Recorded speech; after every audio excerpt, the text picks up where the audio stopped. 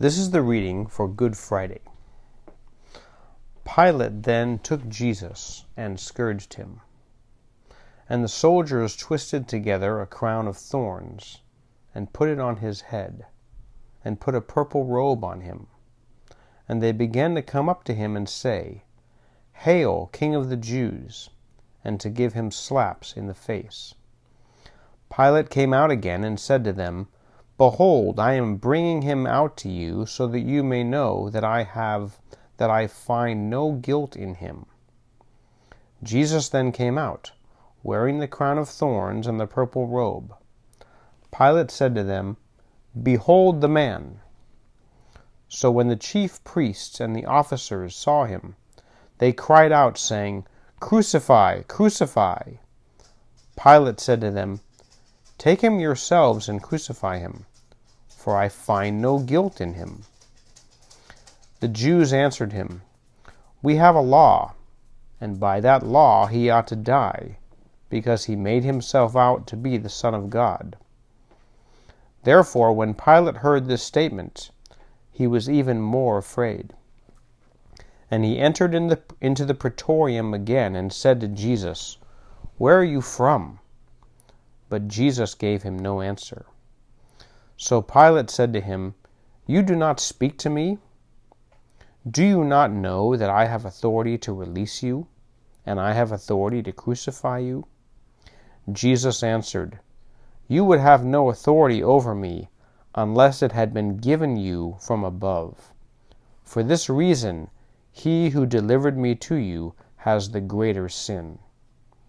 As a result of this, Pilate made efforts to release him. But the Jews cried out, saying, "If you release this man, you are no friend of Caesar. Everyone who makes himself out to be a king opposes Caesar." Therefore, when Pilate heard these words, he brought Jesus out and sat down on the judgment seat at a place called the Pavement, but in Hebrew, Gabbatha. Now it was the day of preparation for the Passover. It was about the 6th hour. And he said to the Jews, "Behold your king." So they cried out, "Away with him! Away with him! Crucify him!" Pilate said to them, "Shall I crucify your king?" The chief priests answered, "We have no king but Caesar." So he then handed him over to them to be crucified. They took Jesus, therefore, and he went out, bearing his own cross, to the place called the Place of a Skull, which is called in Hebrew Golgotha.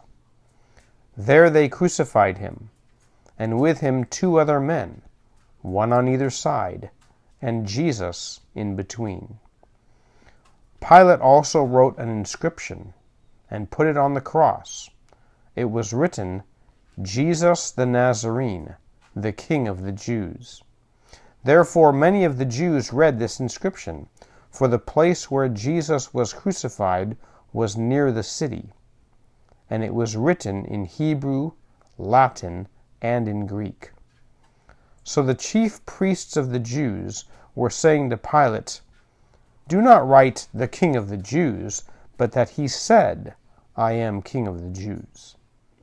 Pilate answered, "What I have written, I have written." Then the soldiers, when they had crucified Jesus, took his outer garments and made 4 parts, a part to every soldier, and also the tunic. Now the tunic was seamless, woven in one piece. So they said to one another, "Let us not tear it, but cast lots for it, to decide whose it shall be." This was to fulfill the scripture, "They divided my outer garments among them, and for my clothing they cast lots." Therefore the soldiers did these things. But standing by the cross of Jesus were his mother, and his mother's sister, Mary the wife of Clopas, and Mary Magdalene. When Jesus then saw his mother, and the disciple whom he loved standing by, he said to his mother, "Woman, behold your son." Then he said to the disciple, "Behold your mother." From that hour the disciple took her into his own household. After this, Jesus, knowing that all things had already been accomplished to fulfill the Scripture, said, "I am thirsty." A jar full of sour wine was standing there. So they put a sponge full of the sour wine upon a branch of hyssop, and brought it up to his mouth. Therefore, when Jesus had received the sour wine, he said, "It is finished." And he bowed his head and gave up his spirit. Then the Jews, because it was the day of preparation, so that the bodies would not remain on the cross on the Sabbath, for that Sabbath was a high day, asked Pilate that their legs might be broken, and that they might be taken away. So the soldiers came and broke the legs of the first man, and of the other who was crucified with him.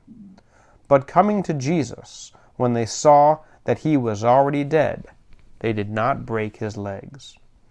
But one of the soldiers pierced his side with a spear, and immediately blood and water came out. And he who has seen has testified, and his testimony is true, and he knows that he is telling the truth, so that you also may believe. For these things came to pass to fulfill the Scripture, not a bone of him shall be broken. And again another Scripture says, they shall look on him who they pierced. After these things, Joseph of Arimathea, being a disciple of Jesus, but a secret one for fear of the Jews, asked Pilate that he might take away the body of Jesus. And Pilate granted permission. So he came and took away his body. Nicodemus, who had first come to him by night, also came, bringing a mixture of myrrh and aloes, about 100 pounds weight. So they took the body of Jesus and bound it in linen wrappings with the spices, as is the burial custom of the Jews. Now in the place where he was crucified there was a garden, and in the garden a new tomb in which no one had yet been laid. Therefore, because of the Jewish day of preparation, since the tomb was nearby, they laid Jesus there.